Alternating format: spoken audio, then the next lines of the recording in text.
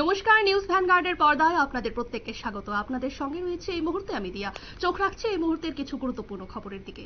মহকুমাধীন বামুটিয়ার ব্লকের অন্তর্গত আগরতলা বামুটিয়া প্রধান সড়কের ভোগজোর এলাকায় পথ অবরোধ করে বিক্ষোভ প্রদর্শন করে স্থানীয় জনগণ।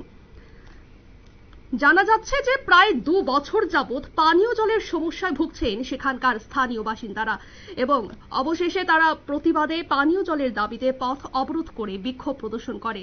কি জানাচ্ছেন সংশ্লিষ্টরা শোনাবো আপনাদের।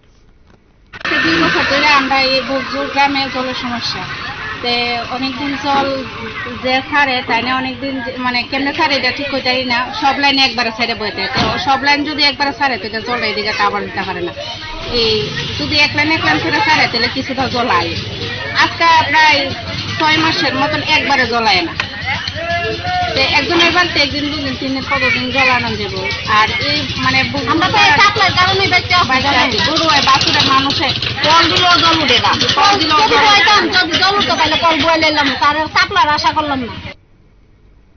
আপনারা শুনলেন তাদের বক্তব্য। দীর্ঘদিন ধরে প্রায় 2 বছর যাবৎ তারা পানীয় জলের সমস্যায় ভুগছে এবং স্থানীয় জনপ্রতিনিধিদের জানালেও কাজের কাজ কিছুই হয়নি। অবশেষে তারা পুনরায় পথ অবরোধ করে বিক্ষোভ প্রদর্শন করে এবং ঘটনার খবর পেয়ে ঘটনাস্থলে আসে বিজেপির বামুটিয়া মণ্ডলের সভাপতি শিবেন্দ্র দাস এবং ওনার আশ্বাসে অবশেষে পথ অবরোধ মুক্ত হয়। নিয়ে নিচ্ছে ছোট্ট একটি বিজ্ঞাপন বিরতির সঙ্গে থাকুন।